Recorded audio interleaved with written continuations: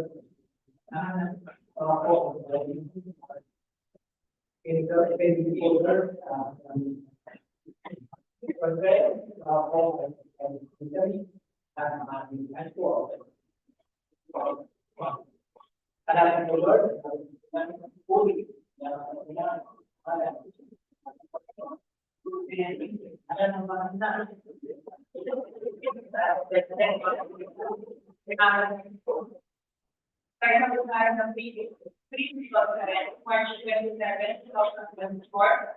Format ng ID 24 DDL 672 and 24 DL 172, 24 DL 172.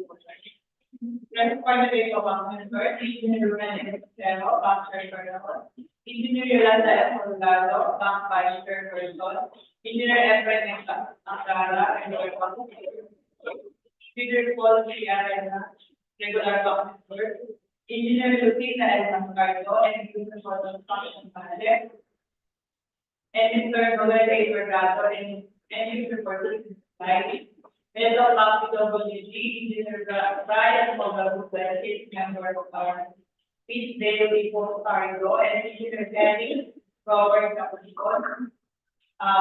Members of Bank Secretariat, Engineer Laila May Arbolito, Engineer Gladys Espirito, Engineer Alain Capil Avila, Mr. Dennis Devara, and for our contractors are Pinala del Sacramento, Representative of 11 Buildings and Construction Supply Corporation, Supply ng Malapitan, Representative of General Construction Supply, NDP Florida Development, Representative of DPWH Builders and Construction.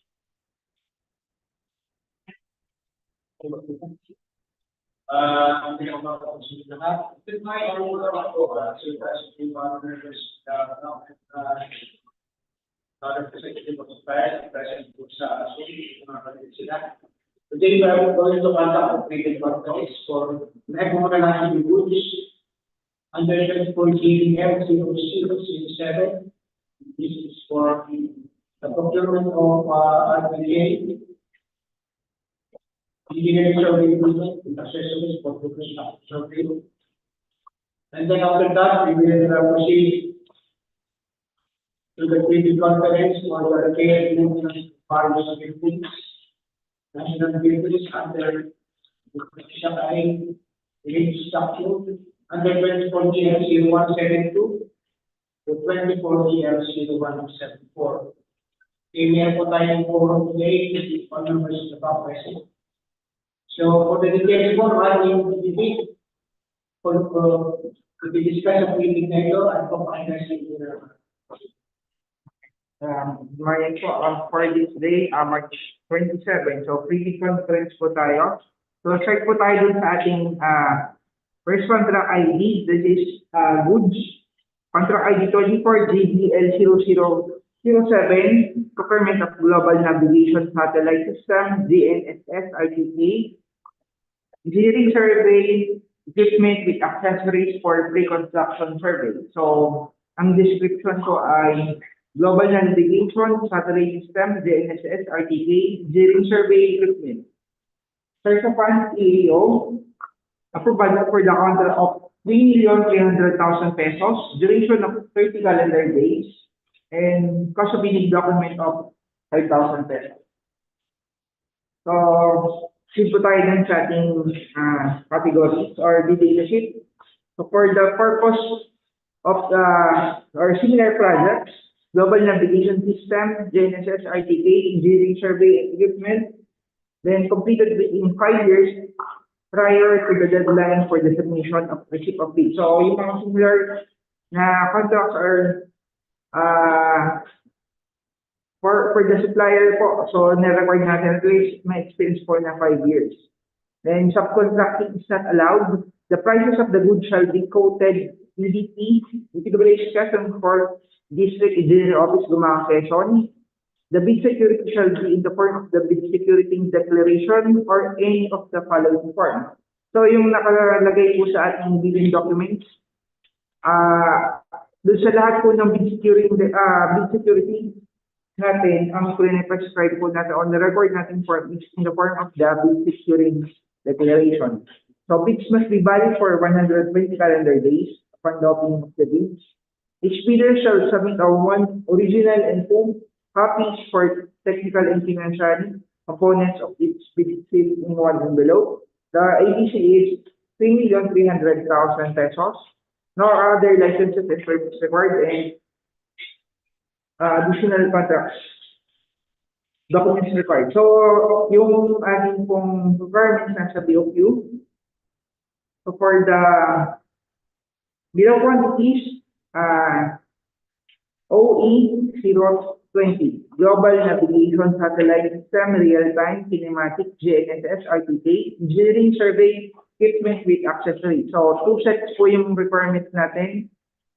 For the specification, so meron pong receiver, resolver, multi-frequency, capable of receiving multitude of signals from any GNSS, so measurement capacity, single base, RTK, network RTK, and TTK. Degraded, transmit, and receive data link, base, and rover, interchangeable pin brand and model, satellite tracking, GPS, known as ADO, Galileo, QC, SS, and SBAT. Then, number of channels, so 440 channels. So, minimum po yung ating 440. Kung ang i-offer po ng supplier is much higher, so accept po natin yan. High accuracy static RMS, horizontal and vertical control. So, yung ating pong static and fast static RMS, horizontal and vertical controls din po. Then, real-time kinematic RTK, may horizontal and vertical. Then, next, equipment time to fix, 15 seconds, so maximum po. Then, battery life 6 hours, minimum. Single or multiple hot solvable. Next, dust water protection. So, yung minimum po natin, IP67, communication, Bluetooth, Wi-Fi, USB or cellular. So, for the pin controller naman, same brand with the receiver, with certificate. So, yung lahat po ng specs natin na nakalagay dito sa ating COQ, yun din po, reminder lang dun sa nasa specs natin. So, yung other requirements, yung nakalagay po kasi dun sa ating BDS na other certificate licenses required. Pero dun sa BOQ po natin, may nakalagay na certificate from the manufacturer. So, then meron pong certificate manufacturer service support center in the Philippines with 1 year warranty on the factory defects with at least 5 years experience in supplying survey equipment with local service center certified by the manufacturer with 5 days field and date post processing training with 5 years annual calibration from the authorized service center. So covered din po yung ating calibration, so kasama po siya sa contract. Then actual demo of the equipment prior to award and verification of equipment range. Sa verification po natin, once na nakapasa po siya sa post-qualification ng Technical Working Group, so with the assistance po ng implementing office, i-verify po kung sample po ng ating ipapadeliver para ma-check po kung talagang comply po siya dun sa naka-submit na documents or paper dun sa specifications. Then, once na na-clear po siya from the implementing office, request po tayo assistance from the central office, i-verify din po siya ng central office. So, kailangan po ng ating both certification from the district engineering office and from the central office before po i-award. So, pero kailangan pasado na po sa post-qualification. Okay. So, okay. Correction po. I-award daw po muna before po natin siya i-request from the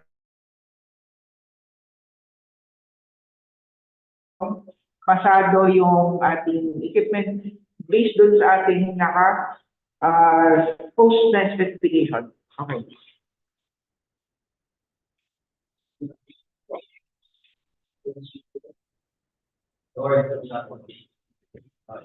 Okay.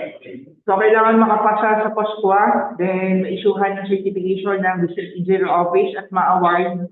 Then, saka po tayo re-request sa Central Office para mabigyan po sila ng certification. Okay. Any other questions dun sa ating requirement?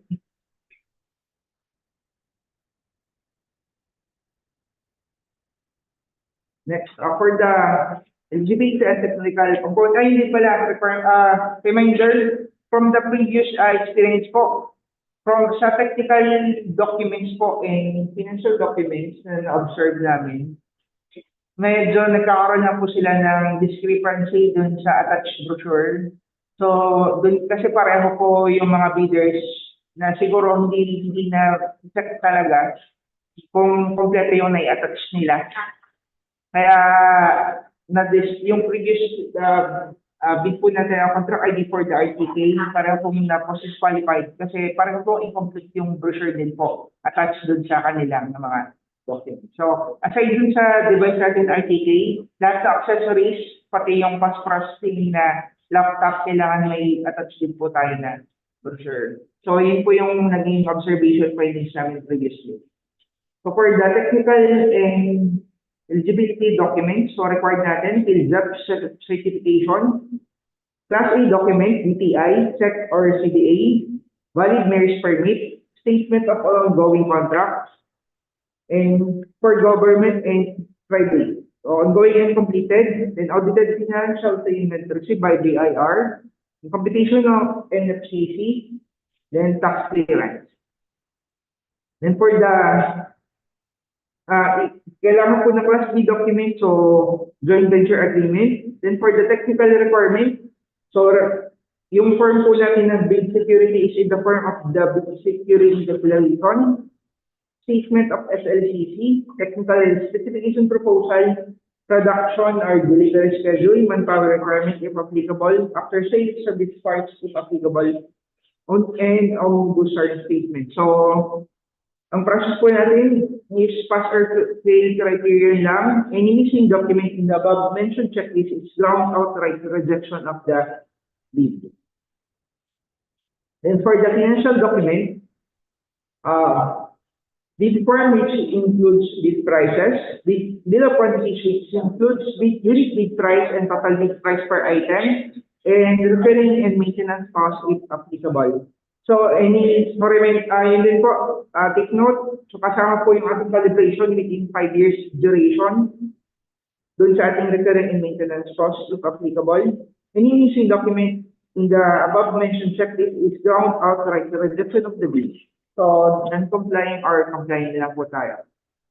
Any other questions for 24 GDL 007 goods? Any other questions? So, then proceed to the other matters.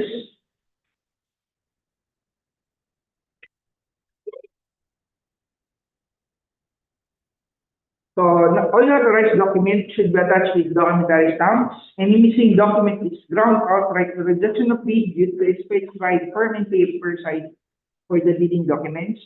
Submission drafting of bids will be on time while drafting this conference room is designated as the official time. Late bids will not be accepted. So, pwede na pong bumili ng bidding documents.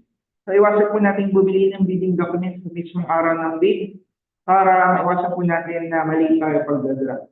So, bids must be duly received by the back secretariat of this office on or before April 10, 2024 until 10 a.m. and to be open immediately after the deadline submission at 10 a.m. So, Department Order 28 Series 2024, this is for the updated po na 3-strike policy. Department Order 105 Series 2020 for the transparency and accountability. So, additional po dito yung Department Order 6 Series of 2024. So, all PREBID conference and bid opening livestream po tayo sa ating DPWH Quezon DEO YouTube channel. Then for the leaders na gusto pong mag-participate online, and link din po sa ating back members, paki-notify lang po yung office para mabigyan po namin kayo ng Zoom link. Then without prejudice, the provision of RA 3019, other penal laws, penalties, and offenses cover all types of procurement. Pursuant to Rule 21 Penal Clause Section 65 Offenses and Penalties of the 2016 Revised Implementing Rules and Regulations of RA 9184. Then all prospective bidders or the representatives to present their contractor information together with their company ID. Authorization letter should not be accepted. So, dun sa bidding po natin ng goods, manual submission pa lang po tayo. Wala pa po tayong department order for the electronic submission. So, yung mga ipapadala po via courier or via email, so pwede po siya ma-reject since dineclare po natin sa invitation natin na manual submission na po yung ating in-accept. So, kung sa courier naman, nakakapagpa-dala sila ng kanilang bid, as long as meron pong representative na present during bid opening kasi kailangan po nilang mag-receive at mag-logbook po dun sa ating opening. So, for the eligibility documents, BPI subsidy, sales permit, tax clearance, statement of ongoing contract, statement of SLCC, pickup license and registration, audited financial statement in NFCC. Then, Class B document, joint venture agreement, then sealing and marking of bids. Yung first envelope and ang laman lang po is yung ating technical and eligibility requirements. Then, second envelope yung ating financial proposal. All envelope must be properly labeled, name of contract to be bid, name and address of bidder, back proper entity, and do not open before sa date po natin April 10, 2024, 10 a.m. So required din po na may copy 1, copy 2, pero kung in case po wala tayong copy 1 and copy 2, ilagay nyo na lang po sa CD yung e-file ng bid nyo para kung kailan po i-produce yung copy, office lang po yung bahala mag-print. So, advisories to our valued clients, this office is implementing no appointment no entry policy. Clients including bidders may schedule their visit by this address and then submit this form to office concerned at least 1 day before the scheduled meeting to email address at vacationpartdeo@yahoo.com.ph. Then, forms or visitor spots will also be provided at the front desk start for walking clients, but entry will still depend on the approval of the office concerned. Okay, so proceed po tayo din sa ating next pre-bid for the civil work. So for civil works, start po tayo din sa ating first contract ID. Contract ID only for DL0172, repair maintenance of DILG, building, PNP, TAGKAWAYAN, main building, POBLACION, BRGY POBLACION, TAGKAWAYAN Quezon.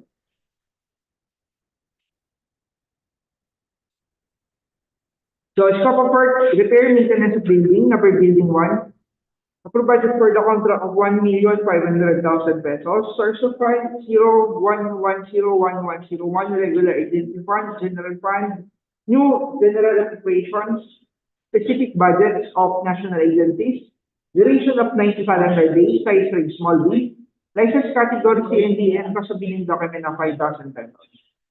Second project, repair maintenance of DILG building, DFP, TAGKAWAYAN Fire Station Parking Area, Barangay POBLACION, TAGKAWAYAN Quezon. Contract ID 24 DL0173. Scope of work, repair maintenance of building, number building 1, budget for the contract of 1 million pesos. Source of fund SR 2024-02-011698. Duration of 60 calendar days. Size rate small a. License category and cost of billing document of 1,000 pesos.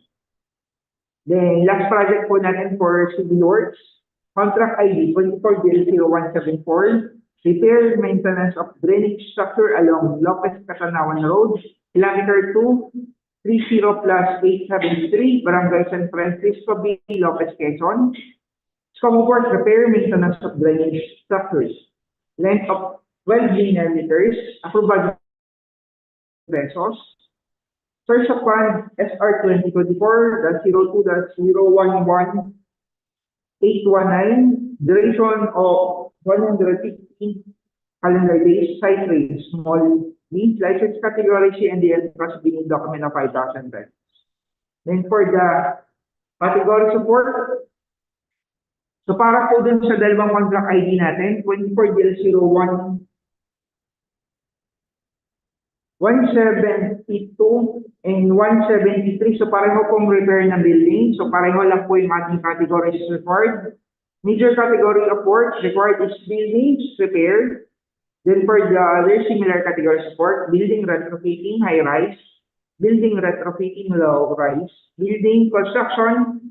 So with pipes, low-rise concrete frame, driven pipes. So lahat po ng ating categories with concrete and steel is kasama po dun sa list natin with the similar category support. So then industrial, plant low-rise, medium-rise, and high-rise, and also maintenance of buildings. So generally po yung ating category, buildings repaired. Then for the major category support for 24-0174, flood control, construction, drainage, close and open conduits. So for the similar categories, road construction PCCP, road construction asphalt, road rehabilitation PCCP, road rehabilitation asphalt, water supplies levels 2 and 3, construction pipe water with communal private water point, then flood control, construction, drainage, close and open, flood control hydraulics dam, and flood control hydraulics river control. Then for the bill of quantities for 24-0172, summary bid prices, Part A. Facilities for the engineer, Part B, the general requirements, C earthwork, D reinforced concrete, E finishing and other civil works, F for the electrical, and G for the mechanical. So Part A, provision of allowance for the engineer rental basis, provision of 4x4 pickup type service vehicle for engine rental basis, and provision of progress photograph. Then Part B, permission clearances, project billboards and boards, visual safety program, mobilization, demobilization. Then Part C, structure excavation common soil, embankment from roadway structure excavation common soil. Part B, structure complete 3,000 PSI, Class A 20 days, reinforcing the foreign grade 40, forms and forceworks. Then Part E for the ceiling, 4.5 mm metal frame fiber cement board, wall 4.5 meter fiber cement board on metal frame, and aluminum frame glass door, aluminum glass window, wooden doors and windows, cement plaster finish, HB non-load bearing including reinforcing steel 150 millimeters, conduit boxes and fitting, conduit works and conduit racking, wire and wiring devices, panel board with main and branch driver, and lighting fixtures. Then Part 3 for the mechanical, air conditioning system, package, and split type. Then for 24-0173, summary bid prices, Part A, facilities for the engineer, B, other general requirements, C, earthwork, D, reinforced concrete, and E for the finishing and other civil works, and D for the mechanical. So for Part A, we have provision of allowance for the engineer rental basis, provision for by-part pickup type service vehicle for the engineer rental basis, and provision for progress photograph. Then Part B, permission clearances, project billboard and signboard, visual safety and health program, mobilization, demobilization. Then Part C for the earthwork, removal, structure and obstruction, structure excavation common soil, embankment from road is structure excavation. Part D, structure concrete 3,000 PSI Class A, 28 days, reinforced steel, department grade 40. Part E for the finishing other civil works, septic wall tanks, concrete HD, plumbing fixtures, ceiling for 0.5 mm metal frames, wire cement board, wooden doors and windows, pre-painted metal sheets above 0.4 to 7 mm flat long span, glazed sides and trim, and glazed tiles, cement plaster finish, and painting works masonry concrete. Then painting works steel and HB non-load bearing, including reinforcing steel 150 mm and structural steel. Then for mechanical, air conditioning system package split type. Then for last contract ID 24-174 for the flood control for structures, so part A facilities for the engineer, D other general requirements, C earthwork, D submission base force, D reinforced concrete, E surface course, G drainage and flow protection structures. So part A, construction of field office for the engineer, provision of fixtures, equipment and appliances for the field office for the engineer, operation maintenance of 4x4 gigabit service given for engineer and provision of progress, provision of field officer staff for the systems to engineer and provision of progress photograph. Then part B, project billboards and board, official site and health program, traffic management, mobilization, demobilization, and detour access roads. Part C for the earthwork, clearing, gravity, removal of structures and obstruction, removal of actual structure obstruction for 23 PCCP and reinforced, surplus common excavation, structural excavation common soil, embankment from road structural excavation, common soil, and embankment from barrow common soil. Then boulder fill and subgrade preparation common materials. Then partly for the aggregate sub-base course. Then for the reinforced concrete, reinforced in steel deformed grade 40, structural concrete class A, 3000 PSI, 14 days. And first and cement concrete pavement and reinforced 0.13 meters, 14 days. And last part po, part G, for the drainage and slope protection structure from masonry. And for the repair, new equipment, so for the repair po ng building, so for 24-0172 and 24-0173, so same lang po yung required equipment natin. Backhoe, bar bender, bar cutter, concrete vibrator, dump truck, 1 bar mixer, tape compactor, pump root and concrete stationary, service vehicle, minor tools, and minimum testing equipment as per DEO 11 series of 27. And for the equipment requirement for the drainage structure, backhoe with pavement breaker, bar bender, bar cutter, barge, batching plant, bulldozer, cargo truck, concrete slider, concrete vibrator, dump truck, motorized road grader, 1 barge mixer, payloader, transit mixer, vibratory roller, water trucks, minor tools, and minimum testing equipment. Then next is the plans. So for 24-0172, repair maintenance of the DILG building, TAGKAWAYAN Quezon, per area of 317.23 square meters.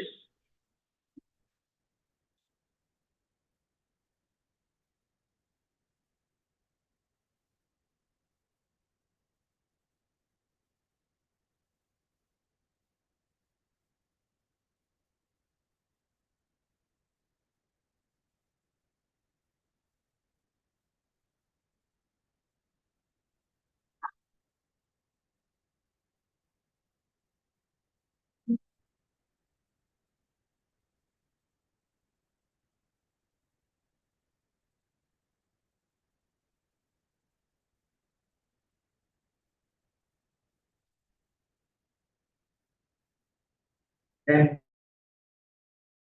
repair maintenance of the DILG building, DFA, TAGKAWAYAN Fire Station.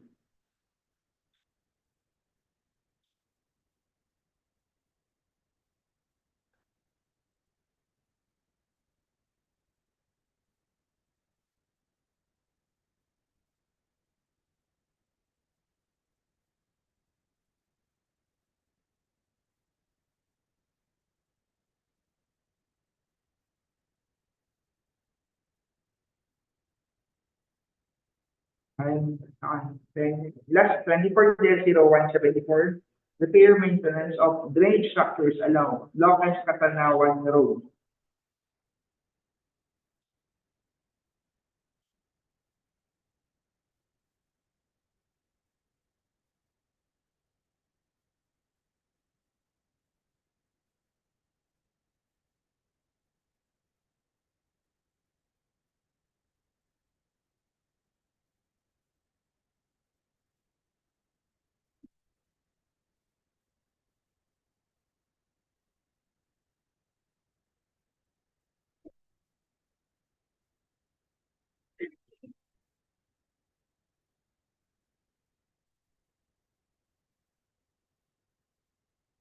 Okay. Then next, proceed po tayo other matters.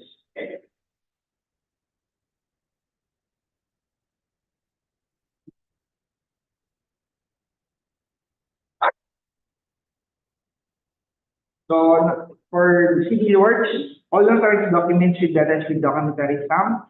Any missing document is ground outright. The rejection of the specified form paper size for the bidding documents. So record po namin is paper and paper size. Gat maring meron pong pagination, air tags, and table of contents. So kung wala pong pagination, air tag, and table of contents, so as long as i-acknowledge po ng bidder na ganun yung pagkaka-package or pagkaka-prepare na kanyang bidding document, so hindi po siya grounds for disqualification. I remind that the contractors of the overlapping of the proposed key personnel and legitimate is a common cause of disqualification of the contractors. So in this going project tayo, under DEO 127 series 2018, the proposed key technical personnel is an employee of the bidder and working in other project time of bidding. The bidder shall submit a certification that one, the personnel will be pulled out from the ongoing project once the bidder is awarded the contract, and two, he will be replaced with another person with equal or better qualifications, as certified by the head of the implementing office pursuant to DEO 9 series of 2012. Then the proposed key personnel and replacement must be named in the bidding document. So pareho pong naka-include na sa ating technical bid yung pangalan ng ating proposed key personnel and replacement. Then, in the time of the post-qualification procedure, the bank verifies that any of the deficiency is due to the contractor's fault or negligence, pursuant to Section 34.3 of the 2016 Revised Implementing Rules and Regulations of RA 9184. The procuring entity shall disqualify the contractor from the award without any right to reimburse fees and incidental costs paid for the procurement of the infrastructure contract subject of the deed. If the grounds for the cost disqualification is based on the above requirements, the concerned bank shall issue notice of cost disqualification to the bidder with the statement that DPWH shall not qualify your bid for any of its projects until and or unless the reason of your cost disqualification was already cleared by the concerned implementing office. Upon the presentation of the required documentary evidence, the concerned implementing office shall issue a certification to the contractor has already eliminated the negative stupidness and other deficiencies. However, nothing herein shall delay the procurement process of the concerned implementing office in accordance with the periods provided under the 2016 Revised Implementing Rules and Regulations of RA 9184. So number 5, subcontracting is allowed is under 261 series of 2022. Submission and dropping of bids will be on time while in this conference room is designated as the official time. Late bids will not be accepted. So bids must be duly received by the Bank Secretariat at this address for manual submission or at electronic bids _Quezon 4 at dpwh.gov.ph for the electronic submission on or before April 10, 2024 sa until 10 a.m. lang po yung ating deadline ng tracking. So katulad po kung nabanggit kanina, iwasan po natin bumili ng bidding document sa mismong araw ng bid. Hindi po tayo mali pag-draft sa ating bid. So allowed pong bumili ng bidding documents sa other district engineering office, sa regional office, or sa central office. Pakipresent na lang po ng resibo sa front desk guard para makapasok po kayo sa office. Then Department Order 28 Series 2024 for the 3-strike policy. Department Order 129 Series 2014 for the HSC. Then inclusion of materials, minimum materials and equipment as part and technical component of bill. This is under DEO 11 series 2017. Use permit as part of the eligibility requirements. Then PDM or President's Diagram Method, kapalit po ng ating per CPM, is under DEO 133 series of 2015. Then Department Order 105 series 2020 for the policy directives on the transparency and accountability of procurement process. And DO 16 2024. So, all PREBID conference and bid opening, naka-livestream po na tayo doon sa ating DPWH Quezon for DEO YouTube channel. So, for the leaders and members po ng BAC na gustong mag-participate by online, paki-notify lang po yung office para mabigyan po namin kayo ng Zoom link.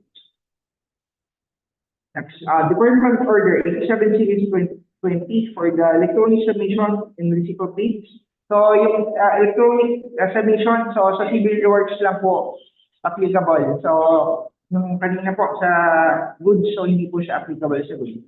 Civil works pa lang po yung meron tayong application for the drafting ng electronic bids. Then, without prejudice to the provision of RA 3019 and other penal laws, penalties and offenses are covered or types of government whether done manually or electronically pursuant to Rule 21 penal clause of the Section 65 of the offenses and penalties of the 2016 revised implementing rules and regulations of RA 9184. Then, for the ICT, Department Order 10, Series 2018. And then, for the leaders na gusto pong mag-request ng site inspection, paki-coordinate lang po kay Engineer Ray and Engineer Kevin for the schedule of site inspection.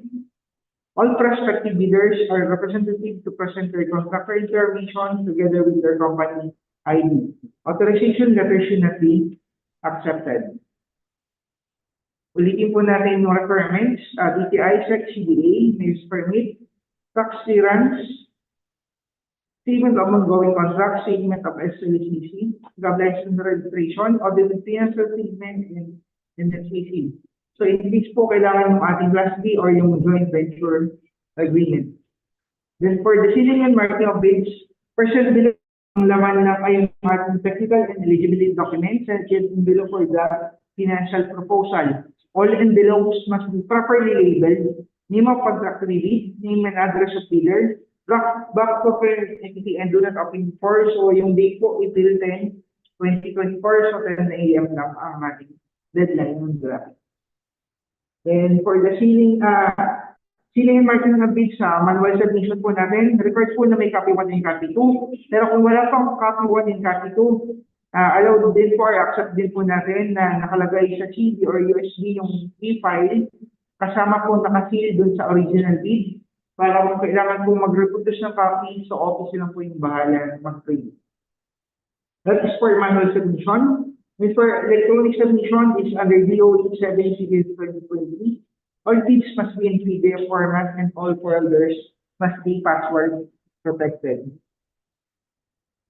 Advisory to our valued client, this office is still implementing our appointment to entry policy. Clients, including leaders, may schedule their visit by this address and then submit the office form to the office concerned at least 1 day before the scheduled meeting through email address at DEO.com.ph. Forms or visitor spots will also be provided at the front desk card for walk-in clients, but entry will still depend on the approval of the office concerned.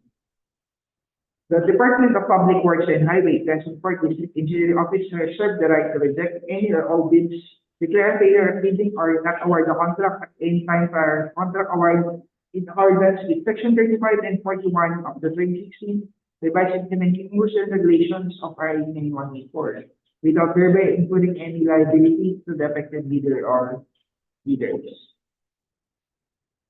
And last na po yan. Any other questions? Any questions for you? Wala na po.